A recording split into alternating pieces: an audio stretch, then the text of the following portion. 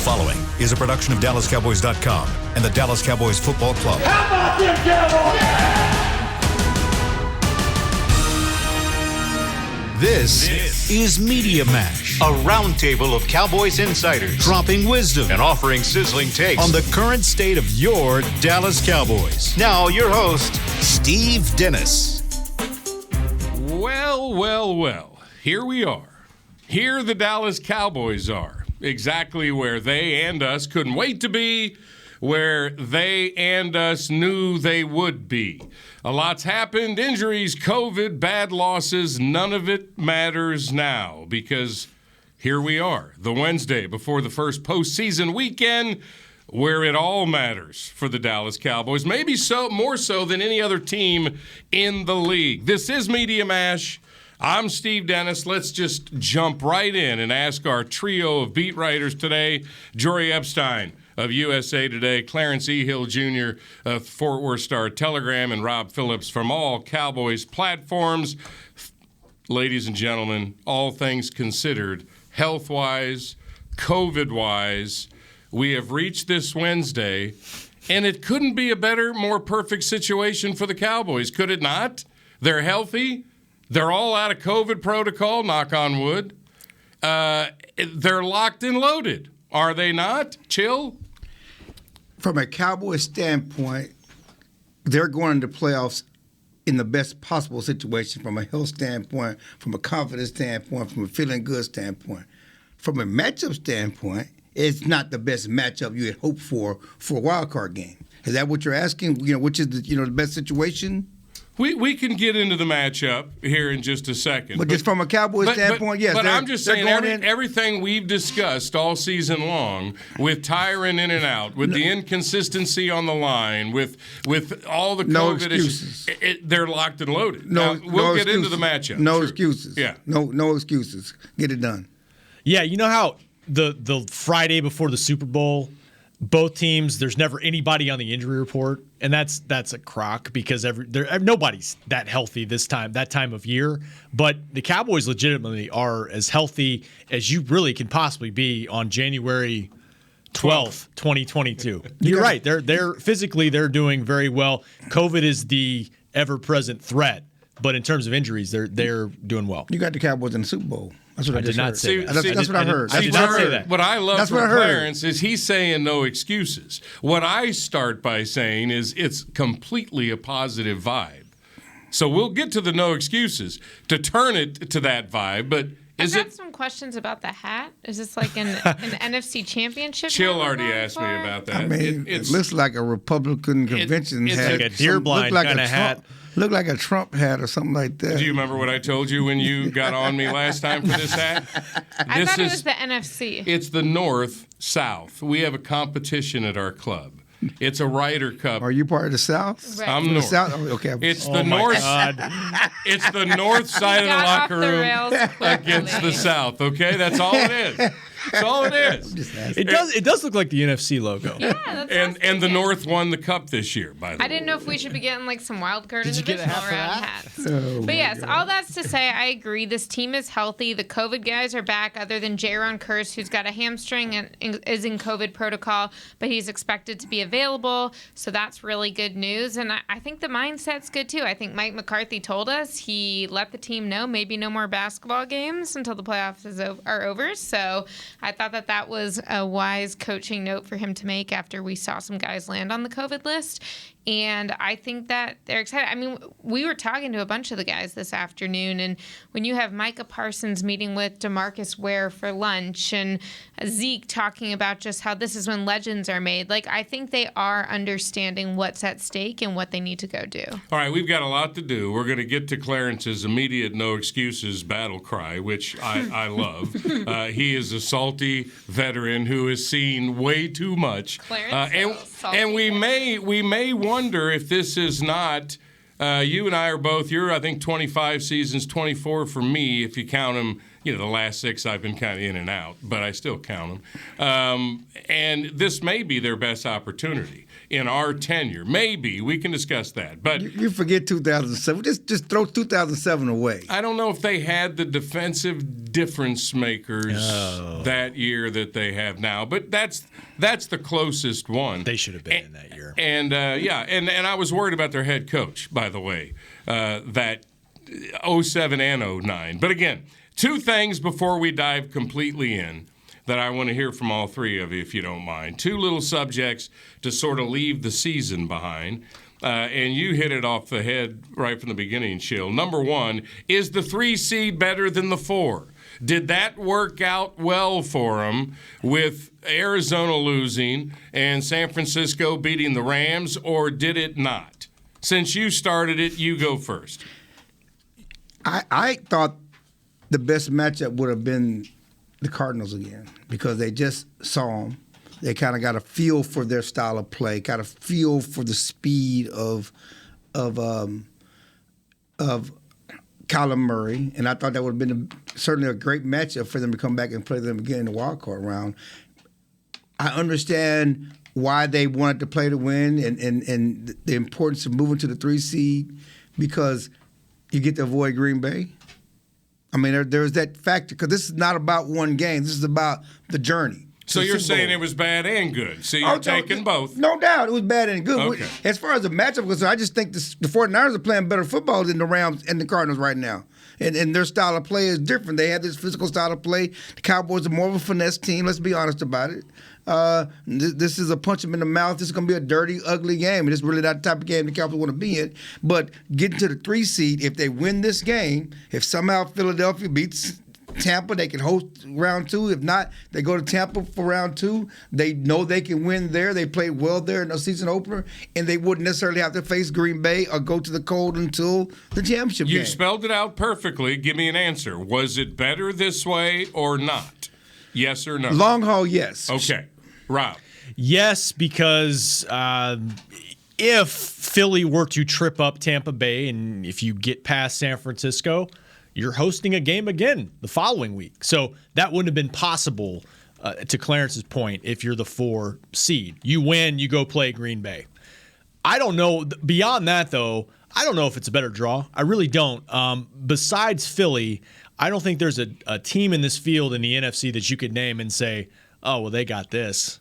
This is a really tough, balanced, parity-filled group. And I don't necessarily think Green Bay should be the heavy favorite to come out of it, honestly. I think every team's got a lot of strengths and weaknesses. If you were to win this game, you go potentially to Tampa Bay. Is Tom Brady an easy matchup compared to Aaron Rodgers? I can't sit here and say that. And I agree with Clarence. I think the Georgia Bulldogs showed us maybe playing a team twice, the odds are in your favor that you can get past that team the second time. This is not an easy matchup for the Cowboys. It's a winnable matchup, but it's not easy at all.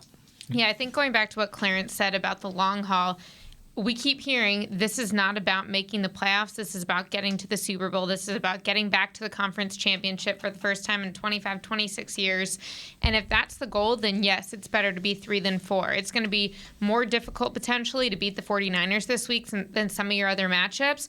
But if you can't win your wild card matchup, then you're not reaching your ultimate goals anyway. And I actually think that even though I would never underestimate Tom Brady, and clearly he seems to elevate everyone around him, when you look at some of the injuries they've got in Tampa, he can only do so much if all his receivers are hurt. And the Cowboys have played there already. They came really close. I think they won't have arrogance going into that matchup, but they'll have confidence. And to get another week before they go to Lambeau, because the thought of Aaron Rodgers going against his old coach, I think, is just a lot of fire for a quarterback who's coming in with some to start. So, yes, I would say it's better. I think it's better, but I can't remember who was on the show. It may have been you, Jori, with Machota, when I said weeks ago that the one team I didn't think the Cowboys could beat is the 49ers. Really? And Machota just went nuts. So do you still feel that way? Yes, but that's okay. To me, that's okay to have that tough of a match in the first one at home to get going. That's fine. So do you think they're going to lose this week? I haven't determined that yet. I love that you're drilling me. She's killing you right now. Let's go for the picks. Were you on the show in. when Machota went crazy? He goes, you think that San Francisco with Jimmy Garoppolo is going to be worse than Rodgers or Brady? I was worried about the Rams or the 49ers in the first matchup. And the reason is, and we'll discuss this a little later, the finesse physical thing. The 49ers, if you let them, will run right over you. Shanahan is the most impressive coach in the league, in my opinion. I've been a huge fan of him. I love the quote from Dan Quinn this week on Shanahan. He said, quote, "I think that's one of the things I respect most about him, utilizing and finding the unique stuff that a player has and featuring that in their best ways." That is what great coaches do. That's why Dan Quinn's done that. That's why Dan Quinn is a great coach. That's why Jason and John Garrett weren't. They tried to fit Martellus Bennett to be another Jason Witten. We were screaming and hollering at the time. You drafted the kid in the second round. Utilize his ability. This is what scares me about Shanahan. But I love the fact that Quinn's going against him. It's just, but these 49ers, whenever they get in the postseason, they go because they're a tough one-game matchup. But I think that's good for the Cowboys. I think to have that at home, we'll discuss more about what we expect from the matchup because I don't want to see the Cowboys try to be physical with them. I believe you want them to finesse their physical? I believe the Cowboys are better at finesse, so do what you're good at. I mean, you got better weapons. Okay, that's not how it works, though. Can be. How do you finesse? It's football. If it's football, okay, and the Cowboys are physical too. They just have a different style, but. There's you can't finesse physical. I mean, it depends on how the game goes. Now, if the Cowboys are physical on first and second down and they get the 49ers out of their ground game and make them throw the ball, then that's a different situation. All right, let me make this point. Here's what I mean by it. The 49ers run the football. The 49ers stop teams from running the football. I don't want to see the Cowboys try to prove how physical they are in the run game. Because they're playing San Francisco style of football. That's from an offensive standpoint. Get away from that. Yeah, that's from an offensive standpoint. That's right. And figure out how to use your weapons, finesse or not, because you've got better weapons and you're more explosive and you score points. So don't get into this, we got to be physical in the run game like them and force it. No, I don't think that's but they have when people talk about the Cowboys having they're talking about the defense having to match the 49ers physicality because most defenses will say we're physical. The Cowboys say we're physical on defense. So we expect the 49ers to be physical on defense. The thing that separates the 49ers that everybody's talking about is how physical they are on offense. They play bully ball on offense. They do. They try to run through your face on offense. Which and that's the challenge with that the a very Cowboys have to face. complicated run scheme. Right, but it's complicated. They do all this, but then they just do that. Yeah. And I'm not saying that'll be easy for the Cowboys. I think it'll be for sure a challenge, but I would actually rather the defense have to face their super physical attack than the offense because I think that the interior of your offensive line is where the Cowboys are probably the weakest right now. And so at least this defense, if they try and get physical, but DeMarcus Lawrence and Randy Gregory are closing the pocket, and Micah Parsons being able to chase guys sideline to sideline like that, it's not going to be easy, and there are going to be some explosive plays giving up. It seems, but there's a little bit that the defense can do. I agree with you. I think that's a great point. The one time this season they got embarrassed, and that's their words. I think Jaron Kearse said that it was humble pie. It was humble pie. It was Denver, and they weren't physical enough. They didn't expect it. That's why. Yeah, they waltzed into that game. And Denver was, and Denver just took it to them. It was a great lesson. It was a great lesson. 49ers are not going to catch them by surprise in that regard. There's no question about that. So I think defensively, yes, being physical is their calling card when they've been good, and they've been good most of the season. Offensively, I disagree. I don't think you can win this game just being finesse and passing and Dak throwing 40, 45 times. I think they have to run the ball. If they're not balanced, that's not been their recipe for success. And that hasn't been their recipe for success during this slump we've talked about with Dak, in air quotes. When they run the ball, they're good. When they don't run the ball, they're not as efficient. And so they've got to find a way to do that. Maybe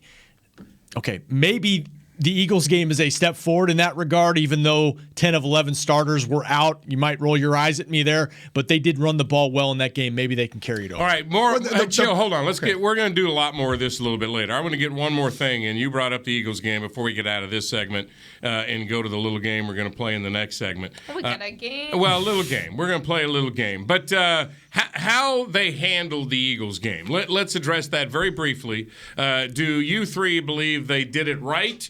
And what do you think they got out of it? Let's go with Jori first on this one. I did not expect them to do that. I mean, to be cynical for a moment, the more McCarthy and the players said we're playing to win, the less I believed it, because I'm like, yeah, sure, we've heard this before. Why would we do that? But give them credit and give McCarthy credit and give him credit for what he's done historically in December toward the end of the seasons and into the playoffs. He got some momentum. I still think you have to understand what success against the Eagles' backups means relative to a playoff contender. But I do think that they got some guys in. They got a lot of, I mean, if you can get that Dak to Cedric Wilson connection continuing to go, that's a good thing. I'm not so into like, oh, Dak beat Romo's record for touchdowns. That's not going to win you the playoff game. But Dak and Cedric Wilson figuring things out is. The offensive line and Zeke getting better gelling on the run lanes, that's a good thing. So I think there were good things that came out of it, and I'm happy for those who were excited about 51 points. Yeah, I agree. I think they needed to have some kind of rhythm going in. We've talked about the offense not being in sync for weeks now. I don't think they could have just rested everybody a week before. Zeke said it, 2016, we weren't sharp against Green Bay in the divisional round when we rested or had a week off going into the second round back then. And you could point to I blame Linehan for that game plan to start that game, but go ahead. Well, I was going to say Cabo. It's not Cabo, but it's 2007. They had a week off. They rested guys. They weren't sharp in that Giants game either. So there's past history with the Cowboys in the playoffs not being sharp after time off. So they needed that, and I think they had some rhythm there. Briefly, Chill. Briefly? Yeah, we got to get to a break, baby. Trust me. Rhythm, confidence, execution, don't care who it come against. Don't care. I agree. So they got it. And now, it was risky because if they wouldn't have gotten it after they said they were after it, and then all of a sudden, what do you say now? Oops. But they did get it. Yeah. Or if they got really injured. Well, that too. Yeah. But what if they had sat everybody? We would have been saying, are they ready? Maybe they would have asked themselves, are we really ready? I agree with Chill, though. Confidence is confidence. This was back when I said play the ladies' tees. Yeah. Go play a round of golf, get your confidence back for a big tournament. Mm-hmm. You have to. Confidence is something within yourself. You've got to get it somehow. And I think Dak got it more than anybody. I do think that the Niners had a better prep game. They were in a real playoff game with the Rams. So, they're a little more tested already as they start this game. But, all right, let's take a break here on Media Mash. We got Clarence Hill Jr., Rob Phillips, Jori Epstein. We're going to play a game of, quote, what are we going to get? Because with this team, we've gotten everything. What are we going to get? We'll get specific, and then we'll get broad. Next, from the SWBC studio, this is Media Mash. Honey, big news. Gary, are you okay? Oh, I'm not Gary anymore. I'm Jackie Flash. What? See, I want the latest smartphone, but the best deals are only for new customers. So, to get a new customer deal, I changed my name to Jackie Flash. Okay, but the best smartphone deals at AT&T are for everyone, new and existing customers. That's huge. Then guess who's getting a deal? Is it Jackie Flash? Jackie Flash. It's not complicated. At AT&T, our best smartphone deals are for everyone. Restrictions apply. Visit att.com for details. New Dr. Pepper Zero Sugar. You deserve it. I do deserve that. You deserve decadent flavor without sugar. And a day at the beach without sand getting everywhere. And a relaxing bath that your children don't interrupt. I deserve all that? It's really just a visual metaphor for Dr. Pepper Zero Sugar. Everything you want, nothing you don't. A visual metaphor on the radio. I do deserve that. Dr. Pepper Zero Sugar. The zero you deserve is finally here. Before there was a draft, you could size up a cowboy by 3 simple factors: the crease in his hat, the bend of his brim, and his unbending attitude. A man Stetson didn't just protect him from what life threw at him, it projected a rugged, unstoppable spirit. Stetson hats are still American-made with pride right here in Texas. They're still the unofficial crown of all self-respecting cowboys, and Stetson is proud to be on the field with America's team. Find a retailer nearest you at stetson.com/cowboys. There's nothing as unique as our eyes, which is why Essilor pioneers ways to make lenses as unique as you. Verilux for super sharp vision, Essential Blue for protection, and Crizal for freedom from glare. 3 cutting-edge solutions in a single unique lens. So whatever your needs, insist on Essilor. Visit your local Essilor experts and find the perfect lens for you. See more, do more, Essilor. Back to Media Mash. Hello, Cowboys Nation. Thank you so much for being here for Media Mash on this Wednesday. We'll be back again tomorrow at 4 o'clock. I'm Steve Dennis. We got Chill. We got Rob Phillips. We got Jori. All right, because we pretty much got everything from this Cowboys team this year, we had ridiculous brilliance from several players. We got ridiculous high expectations at certain points. We had the much analyzed slump with the horrible 2-game losing streak. So many takeaways. So the big mystery is, what are we going to get? What are we going to get from this team? We'll finish with that. That's the broadest question, but let's go specific, you guys, with that as our premise. What are we going to get from number 4 now that the playoffs are here, Jori? Yeah, it's a good question. I guess it was after the Eagles game that McCarthy was kind of joking about, like, pretty good for a guy in the slump with Dak's numbers. But I think Dak has told us all along, and I don't know why this team would start denying it now. This isn't about numbers. This is about wins. This is about production. And they did get the wins, clearly. But I think it's very obvious to those of us who have covered Dak's career, which all of us in this room have, that there were weeks toward the end of the season where he wasn't playing at his highest level. It does seem like he got some comfort back. I actually think one of the great things about them not facing Arizona is that the blitzing scheme and the Buda Baker situation was not a win for Dak.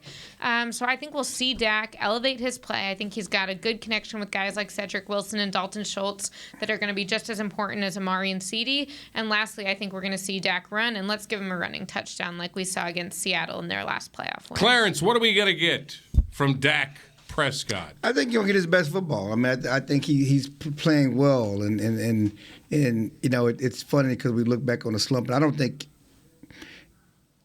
there's any quarterback that played well all 16 games. It just seemed like when it's Dak, it's like, ooh, yeah, it's like the sky is falling. One more time, what's it like? Ooh, the sky is falling. Something wrong. We gave him all his money, and he's not lights out every week. We got him on the tight shot. Atta baby. He's not lights out every week. It's, oh, my God. $40 million a year. Oh, my God. Yeah. You know, he has had a ridiculously remarkable season. Right. Maybe the best quarterback season in Cowboys history. Yes. And the ebbs and flows of that have been weird. And there have been reasons for that. Outside of him, and we don't want to acknowledge that. We just put it all on him. I mean, the running game and the way they performed in the middle of the season with the injury to Zeke and the offensive line and all that other stuff, there was a lot of stuff, the drop passes. We haven't even talked about this team where all these great receivers were among the league leaders in drop passes. You know, there are a lot of things that went into that, but, you know, just look at you put the whole season together, look at Dak's had a pretty good year, damn good year. And I think that going into the playoffs, we talk about the edges in a bad matchup, well, the Cowboys have decided the edge at quarterback. And he's ramping up a little bit, Rob. 12 touchdowns, no interceptions the last 3. What do you think? I think he's ready. I think he's been wanting this for over a year. Ever since that horrific injury, he's been building back for this opportunity. I think he's going to be ready for it. I do think Clarence brings up a good point. It's not all on him. It's tied together. And one of the key matchups is the 49ers pass rush. How well can they protect him and give him opportunities to find those opportunities they may have one-on-one with wide receivers? That's a key matchup that the Cowboys on paper have an advantage. But is he going to be comfortable enough in the pocket to do what he needs to do? What are we going to get from Dak Prescott? Here's what I think we're going to get. There's going to be a quarterback in this postseason, separate from the big names, Rodgers, Brady, either a Josh Allen or a Kyler Murray or even a Joe Burrow. One of these quarterbacks is going to make a run and excite everybody. I think the chances are pretty good that Dak will be the guy that does it. I would put him number 1. And I mean, that's how excited I think he is about the opportunity. And really, it's a nervous time for you fans, but embrace it because I think Dak may put on a show. And he did that in the opener at Tampa, if that's the second game. I know. I was thinking about that because remember, after that game, and I've had this video in my mind the last few days waiting for Monday if it's relevant, Dak told Brady before they left the field, we'll see you again in the playoffs. Yeah, but again, even in that game, everybody, he shouldn't have left to a field goal because, Brady can come back and beat you. Understand. And CD catches the ball over the middle. That should have been a catch. Don't forget that Dak also owes Aaron Rodgers one. I mean, it's just a perfect script. Let's go back to the real reason why they lost that game. The damn kicker. The damn kicker. Against Tampa? Yes. All right, let's go to that next. He's still here. What are we going to get? We can't trust him. From Greg Zuerlein, Rob Phillips, what are we going to get from the damn kicker? I don't know. I don't know. You know what? I think probably the better thing that came. I know he missed his 6 extra point against Philly. He kicked a 48-yard field goal. I'm trying to look for things to, if we're trying to be encouraged about this, I don't know. That was good. But my answer is I don't know, Clarence. I don't know. What do you know, Jori? What are we going to get from the damn kicker? Yeah, I asked Mike McCarthy about that today, and he was like, look, I've had times where I felt like in my career I gave up on a kicker too soon. He was telling us that back when he had Mason Crosby. I want to say it was around – Clarence is giving me the look. I'm not giving you love, just listening. Oh, right. I'm ready for this answer. I think it was Jori does like to read your looks. I know the Clarence look. I think it was 2012. Mason Crosby had a down year, and Mike McCarthy was saying Troy Aikman would ask him in the broadcast meetings, like, why are you sticking with them? Why are you sticking with them? And then the next year he had his best season. So it's not like, there are much worse kickers than Greg Zuerlein in the league, and there are also not that many totally reliable kickers. But we can't pretend that 6 missed extra points and 6 missed field goals and by the way, is something you can rely on in the playoffs, especially when kicking is so psychological. We don't care what he does next season. We care what he does right now. None of that matters. And it is troubling. It is troubling. They don't have an out with it. Because Jerry Jones said it best. They can't trust. It is affecting how they make decisions in games. All right, that's when it's their problem. And if this woman quit. Last week, the special teams coach said, well, it was because he got hurt in May. That's why he's struggling. This week, he says it's mental. He shouldn't have said that. I don't think you do that to a kicker because now he's thinking, oh, my God, it's mental. Because they don't know, and they're just guessing. It's not ideal. But I will say, over a rookie kicker or somebody they would bring it, look, he's a 10-year guy. I think you would feel more comfortable about that than going out and trying to change horses right now. Yeah, you can't do that. And he has rebounded. All right, let's get to the nuts of it. So I kind of lean towards that. Let's get to the nuts of it. 56-yarder, no time on the clock, you're down a point. Now, he's actually been better in the most clutch He'll make situations. that. The problem is in the first quarter, he'll miss a 35-yarder or a 43-yarder. Which is why you'll that be you're in that chasing all game. Okay. All right, I'm going to go to Jori on this one. What are we going to get? Or an extra point. What are we going to get from Amari Cooper, Jori? Indoors. Don't we all wish we knew every week? No, I think that we'll have an Amari Cooper touchdown, and I think we'll have a couple key third down catches. I don't think he's going to be the go-to receiver, even if we might think he should be. But I think that there's going to be a lot of that Cedric Dalton because defenses are going to go toward Amari, and those other guys who Dak has great rapport are going to be key. But I'll give him a few key plays that keep him alive. How's Josh Norman playing? Is he like the old versus Dez Josh Norman? No. I don't think he's. I mean, they decided to start a training camp, but they're suspect in the secondary. Right. They're suspect in the secondary. He's a good tackler. He can knock the ball out. Certainly knocks a lot of forced fumbles. He's forced 6 fumbles this year. But he's not a guy he's not a cover guy anymore. Right. He's not that guy, and so that's where the Cowboys' mismatch is. But the question is, what are you going to get from Amari? We don't know. You never know. You don't know You're because paying the dude $100 million. they don't make him the primary part of the game plan. there's something so wrong about that. It is. So wrong about that. Especially because what he does opens up, because the other teams respect him so much that if anybody's getting doubled, it's Amari. It's not CD. It's not Cedric. It's Amari. The teams are bracketing coverage double because they're worried about Amari, but the Cowboys are not so focused on getting about Amari that they game plan him the ball. That's a crazy weakness. to me. And this is not me attacking Amari. He is a damn elite wide receiver in this league. He runs routes as well as anybody, and they let him disappear regularly. Yeah, that is baffling. So do you guys think that's Kellen, that's Dak, that's Amari? That's I think it's a combination of Kellen and Dak. I think it's Kellen. I think it's how they call the plays. I think it's how they scheme it. I mean, you can move. I mean, the Green Bay moves Adams around to make sure he gets the ball, gets away from double, and puts him in the slot. They get him involved. They don't care. They just want Dak to go to Cedric, to go to whoever. Right. I think that's more about this time Mike of the McCarthy year. Continue talks about it. I don't want. We want. You don't pay a guy $20 million to be one of the guys and have 2 targets. And this time of the year, you have to know what you can count on. You have to. Right. And Dak needs to know I can count on Amari. If I need a 3rd and 7, they have to have that. And I'm not sure they do. Yeah. So that's a bit of a weakness. All right. What are they going to get from the running game? Rob, what are they going to get from the running game? I don't know about production. I think they're going to try to establish it, though. I mean, Mike has said, unless he's fibbing, he said it over and over again, the importance of the run game, not only to our offense, but to our defense, all of that. And he has said many times, I want to be north of 30 carries. I don't know if they'll get 30 carries in this game. It depends on the way the game goes. And again, yes, the matchups on the outside in the passing game with protection are probably the Cowboys' best mismatch offensively in a good way.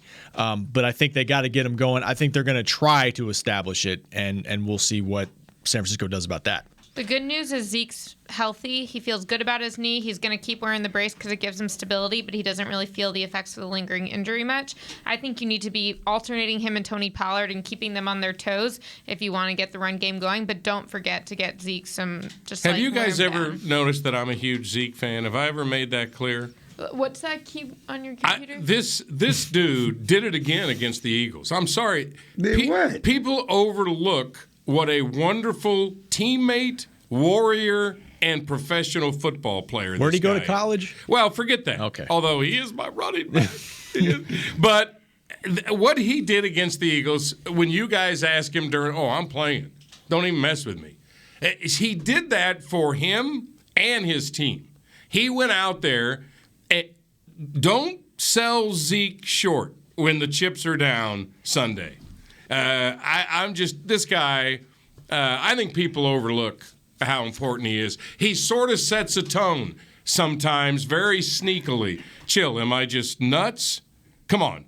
You're a Zeke fan. Now, Pollard's more flashy. And by the way, are we sure Pollard's going to be that flashy? Yeah, he's fine. Okay. He was practiced full today. I think Okay. they kept him out for precautionary reasons because they didn't have to play him, which they probably should have How done. do you with not Zeke. respect Zeke? Who doesn't disrespect Zeke? Everybody does. Okay. I mean, the point right. is the point is not an issue of respecting Zeke and knowing how a warrior he is and knowing how valuable he is and toughness.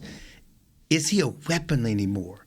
Is he, the thing that, does he have the juice? The answer is no. Okay, but Parcells taught us those dirty runs are important. But they're not dirty anymore. They're not dirty anymore. If he's not, he's willing to do it though. I love that about him. Listen. I think the point goes to Clarence. Yeah, it's not dirty anymore. It's not. Hey, it's not those the 4 juice. and 5 yard runs are dirty. Okay, we're not. They're not. You're right. He can't explode. Okay, what he had 26-yarder against the Eagles? Was that his biggest one? No, he had a 41-something this year. I didn't even know about it because we did it so long ago. It was just Carolina. It was so long ago. Yeah. It seemed like it was 2 years ago. All of a sudden, he was loose against the Eagles. I'm going, oh my God, look at that, Zeke's loose. But listen, we love Zeke and what he's done and what he's meant, but he's still not the weapon he was as a rookie. No and question. He doesn't have. And the that's juice. you He guys has are to all start the moving season. past him after this season, that's, aren't you? No, you can't because he's under contract. But the thing about the 49ers defense is it's not the Eagles defense. You won't see those same runs you saw against Philadelphia because this defense does not give up rushing yards. They don't. Well, then why try? I mean, you got to try to and you have loosen to them wear up to them keep them down. honest, but it's more about the play action pass. They It's more didn't about against Tampa in the opener, and that worked out okay offensively. I mean, don't beat your head against the wall. No, and they probably won't. I don't see 30 runs. Okay. I don't see 30 runs. I just don't know if they can. They're going to be willing. I just don't know what they'll be able to do. It's not just about the running. Can they block them? All right, let me. And we keep leaving out of the equation their inability to get pushed, especially at left guard and center, Right. who don't have the physicality to push. Great point. And against Tampa in that first week, I'm looking back, they didn't have the 30 carries that Mike McCarthy has talked about. They had 18, but they still had some carries, and they still had Zeke running the ball 11 times, even though it wasn't working. So Yeah. And they didn't have Zach Martin in that game either. I mean, he's a big factor. Let's in get that. to this. This is my favorite stat of all time. Wow. And I got to credit Bobby Belt for this. That's where I got it. He'll join us tomorrow, by the way. Playoff teams at home are 91% all time when they win the turnover margin. 221-20. That is ridiculous. So, what are we going to get from Micah and the Pride in terms of that in this game? Rob, you first.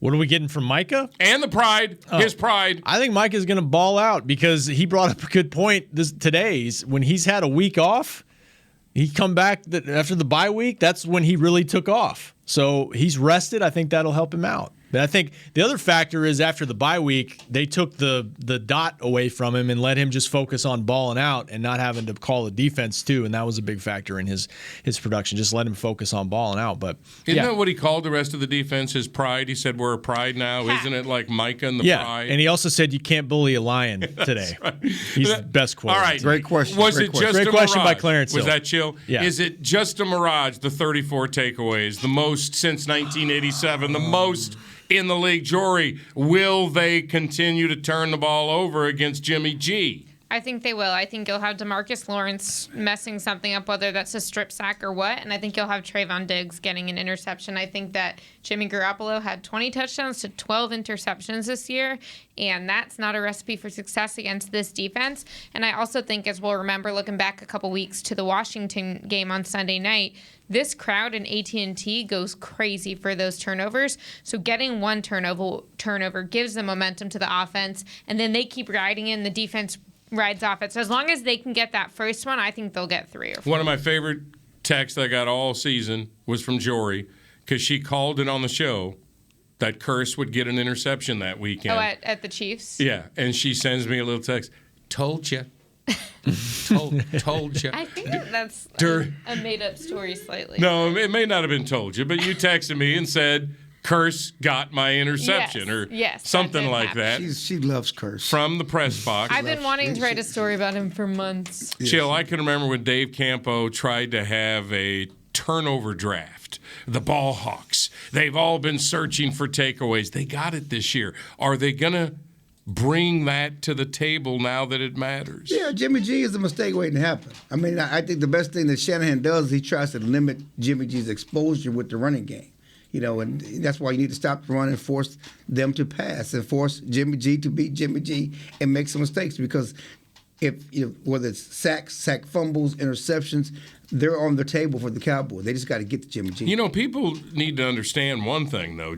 Because they run the ball so well, they're pretty effective in the passing game. Right, because they don't explode on you. Because they're in short yardage situations and they throw short passes to Deebo Samuel, who takes it to the house. Oh, and, this is such ridiculous And the other good thing coaching. What Shanahan has turned Deebo Samuel into, it is a marvel. And by the way, because I drafted him, Ayuk, on my fantasy team, he put him in the doghouse because he was not a team guy at the beginning of the year and told him, nah, you're not playing. 6 weeks later, Ayuk got it. That is coaching, people. This Shanahan is a hell of a coach. They've also got Juwan Jones, who's their version of Cedric Wilson, who's a late-round draft pick, and all of a sudden he's got 2 touchdown catches in the biggest game of the season for him. They've got talent on offense. Takeaways are part luck, but they're part talent and drills and all that kind of stuff. I mean, even the game they didn't have one. I think it was only 4 games all season they didn't have a takeaway. Curse dropped an interception, and the refs did not give them that fumble at the end of the Cardinals game. So based on what they. That was a rough one. That was a rough one. What did he say? My curse dropping that fumble or the interception? Dropped the pick. No, the fact that he's like the refs didn't give it to them, the fumble at the end of the Cardinals game. Didn't we talk about the refs enough that night? I believe me. There's no conspiracy, but it was a missed call. Curse could have had a pick in that game too. Exactly. I just said that. He just dropped a pick. Is there an echo in here? But my point is, Chill checked out to his Twitter feed just for a second. In every game, just about, they've gotten one. I think they absolutely can get them. But this run offense is going to challenge them because there's been games where they've leaked yardage. Super quick last note on that. We can't say like, but they're going to have to pass it at some point because they beat the Packers in the NFC Championship a couple of years ago with Jimmy completing 6 of 8 pass attempts. Just 8 the whole game, and they won. So, they're liable to do that. They can do many more things than people realize offensively. I love everything they do. With less, sound like you love them to win the game. With a lot less talent than most teams have. By the way, a lot less talent than most teams have. They're scary. 49ers, but again, and we're going to get into that next.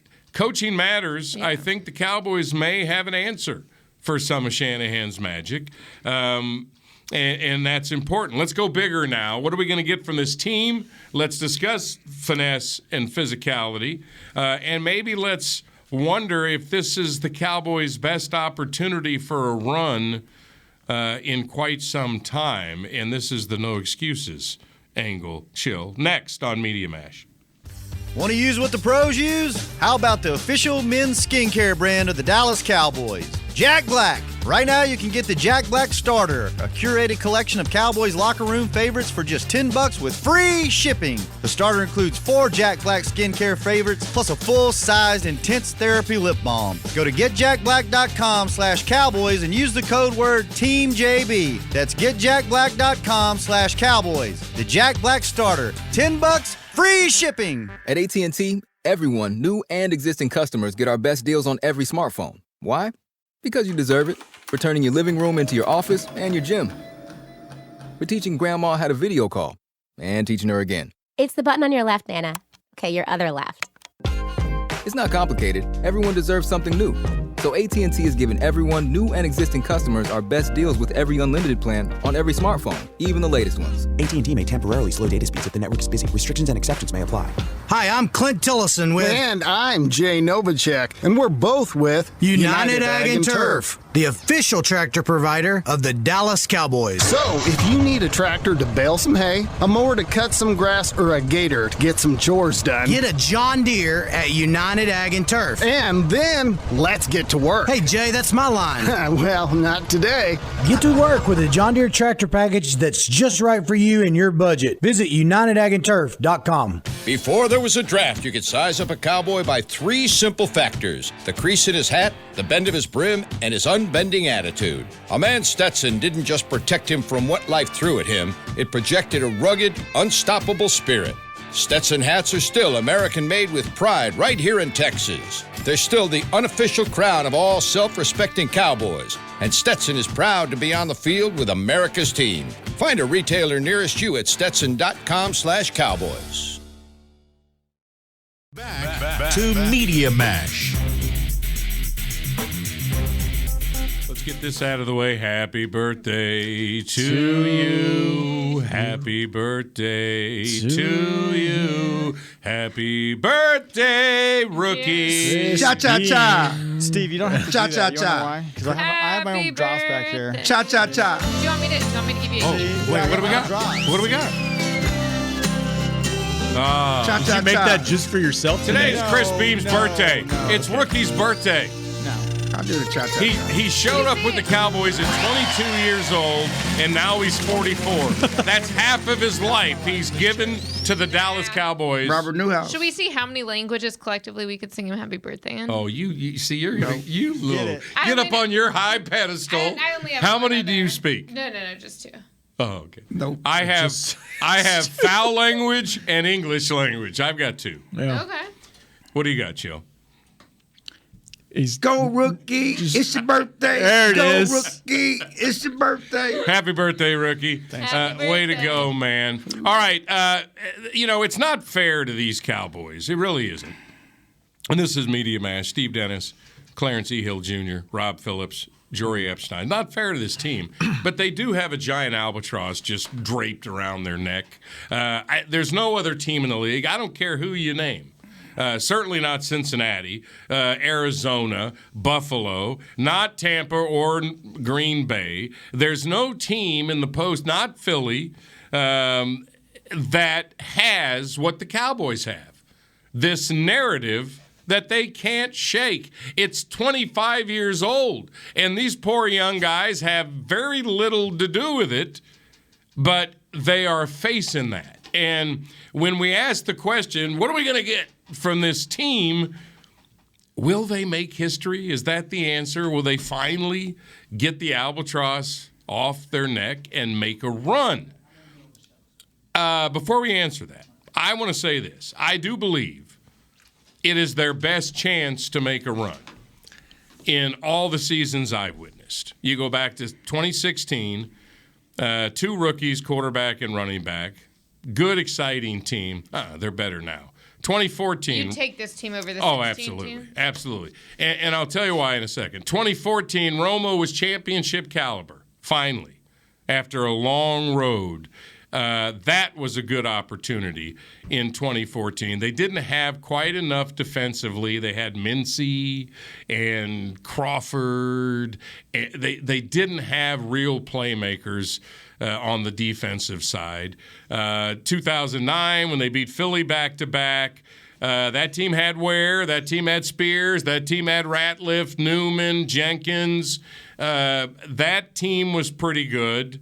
And got Green Bay'd badly. Romo played poorly in that game. 2007. Brett Favre. 31-3. Brett Favre. 34-3. Brett Favre. That was Minnesota. That was Minnesota. That was It was Brett Favre in Minnesota. I got confused. That was Minnesota. Minnesota. Yeah. Brett Favre brand new with Minnesota. That's when he went, Bounty Gate down That's in New right. Orleans. That's right. My bad.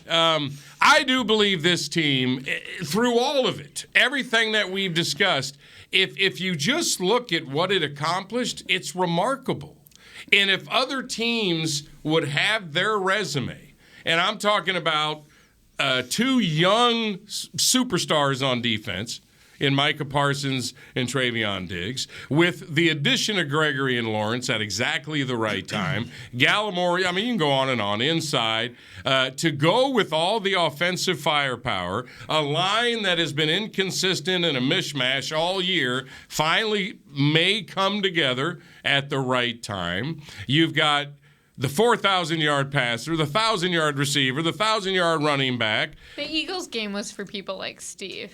Yeah. Well, they're 6-0 in the division. I guess I don't want to. I think this is a recency bias. I'm sorry. And they got all these 1,000 yards because we have 17 games, not 16 games, because they wouldn't have all that stuff. Dak only played 16. Okay, I'm with Zeke. They wouldn't have 1,000 yards. Okay. But I'm just saying that you go back to 2007, that season. And the reason why, and we'll see, because they need to win this first game. They actually need to win 2 games because that 2017 lost in the divisional round. Win the wild card playoff. Wade wanted to claim a playoff victory. That's fine, but my point is this: if you go back to that season, the fact that they lost, it's criminal that they lost to the Giants. It is. Because they were the better team all season. No question. And it was because they let up mentally. They gagged. They let up mentally, but. As far as best chance, the fact that the Giants got to the Super Bowl and won, they were clearly the best team in the NFC, maybe the NFL that year. I wouldn't say this is the best team in the NFC, NFL this year.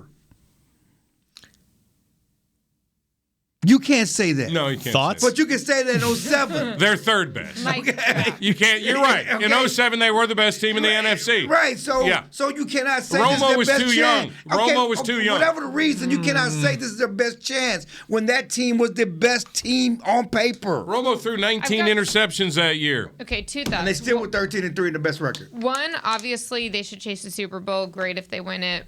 we'll all be doing fabulously. But I think that for this team to really break that, they've got it. If they can make it to a conference championship game, they'll break it. And especially if they can make it and give Aaron Rodgers or whomever they're playing a run for their money, then I think that will be a significant step for this organization. I agree that the Micah Parsons of the world did not create this albatross that is now hanging around their neck. But I do think that the albatross and some of the reasons going into it are still relevant today when you think about what people say, true or not true, about some of the Cowboys culture and some of the priorities around here and just some of the attention and can you win despite the spotlight. And the entitlement.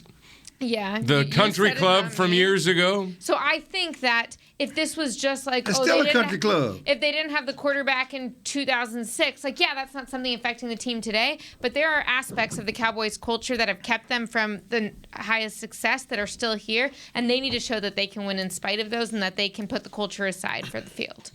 I think that was an attack on the Joneses, but I'm not sure. Well, I mean, it is what it is. I mean, you play for the Cowboys, you're gonna have the luxury of everything, and that's you cannot deny the country club aspect of the locker room, the amenities and everything like that. That's just part of it. When they talk about getting out of dirt, ain't no dirt out here to get it out of. And you know what I'm saying? Ain't no dirt here. You can't even. They sweep up everything. Witten's the one that said you get it out of the dirt. That's just a mindset. But I'm just he went Ben Hogan on us. You're right. There's no dirt out here. Hogan did it on a muni course, not a country club. They let nothing get dirty. Hellman's dirty. He works here. That's about it. But I'll also say, I do think for the most part, there are a lot of guys on this current team who have not bought into that and who have not taken on that persona. But I was concerned a couple weeks ago after the Cardinals game when we heard everything we did about the officials and, when you wear your star on your back, the officials are coming after you, because I thought that sounded like complaining and I thought it sounded like not taking accountability, and everyone who talked that day except for Micah Parsons said that. Right, everybody but Micah. Well, because they got it from the head coach. Well, right, and I had a problem with the head coach throwing it out there too. Me too. They're the most penalized team in the league, so it's not just the referees. Right, so if I'm not saying you don't mention it at all, but the amount of time and complaining, and because we're the Cowboys has happened to us that we got that night, these guys are bringing the albatross a little bit tighter. All right, here's the point I want to make, and you guys can gun it down at your leisure. I said it earlier in the year, and I'm going to stick to it. I think that it has been a very long time to where you get out of football games that matter, and the Cowboys have a coaching advantage. Been a very long time. And I'm not saying McCarthy necessarily gives them that, but I do believe both their coordinators give them that. Both. And I think we're going to see it when it matters.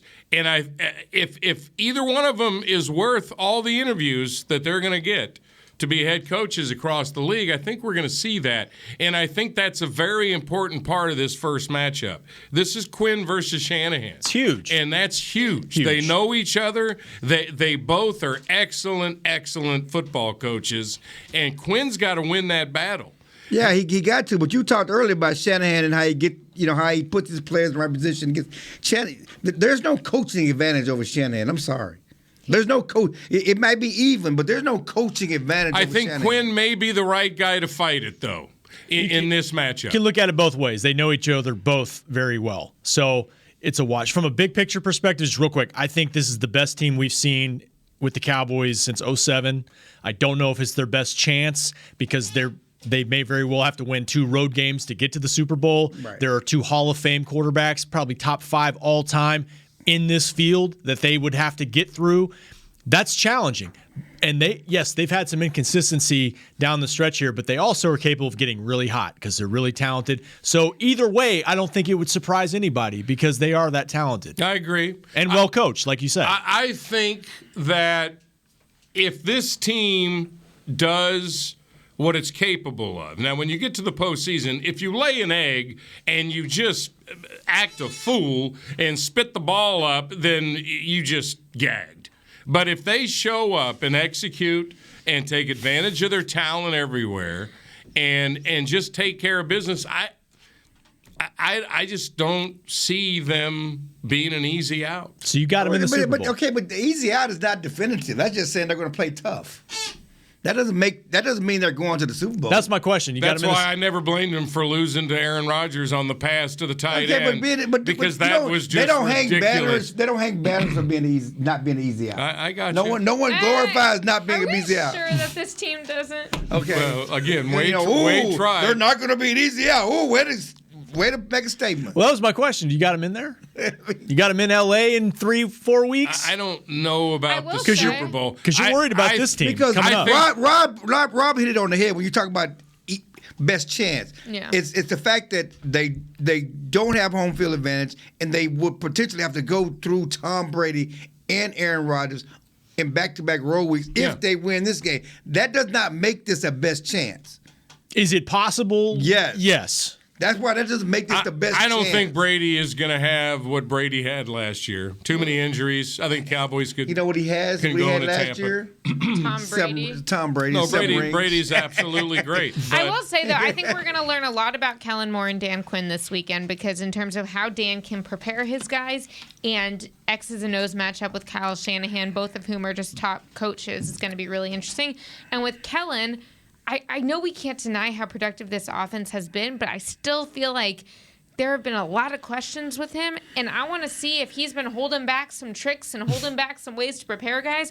Show it this week, Kellen. It might be the last game. Yeah. He did not hold anything back. I said if he. I thought he was. I know you did. I know you did. You were wrong. Well, we told you that. We don't know. You know, sometimes when you think I'm wrong, and then 2 months later somebody makes a comment, and I go, "Hey, chill, did you hear that comment?" when they said they had a few things they didn't want to show. No. And you always go, "Oh, that's not what that means. That's not what that means." Stop. I'm going to say this. I'm going to go ahead and say it. What do you count on with this team? Okay, the defense has been this or that. Mike has been awesome. You can count on Micah. I count on Dak. Push comes to shove, it's time.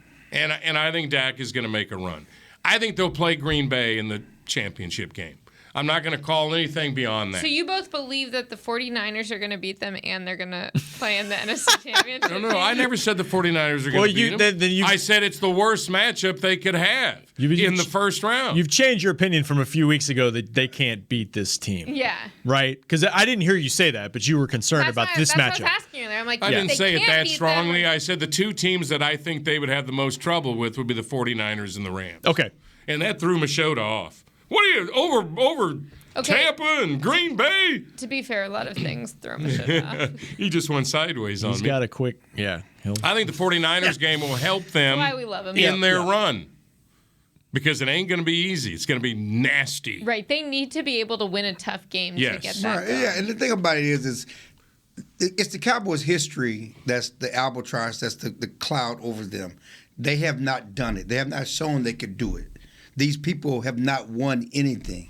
That's right. Okay, and so it's you've been covering since '98. It's not these people; it's the people before them and the people before them. They've never done it, and until they do it, you cannot be definitive about what they can do. I love their elements, though. Quinn, Kellen Moore, Dak, Micah, DeMarcus, Diggs, Trayvon. Yep. I mean, as I said at the beginning, no excuses. They're healthy. Get it done. It's time to go. But if they don't get it done, we're going to hear they can't beat tough teams. That can't beat teams with winning records. They can only beat on the NFC. All this stuff is going to come back. I have only been Mr. Brightside twice in my 24 years. 2014, when the idiot refs screwed him on a great play by Tony Romo and Des Bryant. Yeah. Should have gone down in history on a fourth down that year and this year. Aaron Rodgers had 4 minutes left. Okay, I've got two questions for y'all. That's true. Two yes/no questions. Okay, here we go. Okay, will the game be determined in part by 1, Greg Zuerlein's leg, and 2, Mike McCarthy's clock management? See, that's the other thing when we talked about the coaching advantage we didn't get to. Do you trust Mike McCarthy late in the game, decision-making, clock management, all of that over Shanahan? I think a lot of that stuff's overblown. I'm going to say no and no to you. No and no. Okay, what do you think? No and no. I mean, the stuff they've said about Zuerlein, or not stuff, but Fossil saying that he's trying to find it. I mean, that's a question mark because I'm not sure they know. He'll be fine. He's a veteran. No, I think so too. He'll suck it up and make them. We got to go. Tomorrow we got Machota and Bobby Belt and Nick Eatman. We'll throw a lot of this stuff around. You guys enjoy the rest of your week. Thanks for letting me talk some Cowboys football with you again. And thanks to all of you who were asking us when the show would come back. That was awesome that you guys cared. We got a lot of fans. Some of us had show. little isolation issues. Whew. Boy, didn't we though, Rob? It's good to be back. Learn a little something about yourself. Yes. Stuck in a bedroom for 9 days. You had COVID too? Yes, sir. Let's go ahead and hit that song again, Chris Beam. The one that you said you have. Happy birthday to Rookie as we go out. I'm 12 days clear of it. Chill, relax. Can't transmit at this point. Way to have non-infectious viral load. He's got that sanitizer ready, though. Okay, Fauci. Well, hey, testing positive these days is real easy. Let me just tell you. Real easy. Said. Yeah. We got to go. We'll talk at 4 tomorrow. See you then. Bye. Bye. This has been a production of DallasCowboys.com and the Dallas Cowboys Football Club. How about this, Cowboys? Yeah!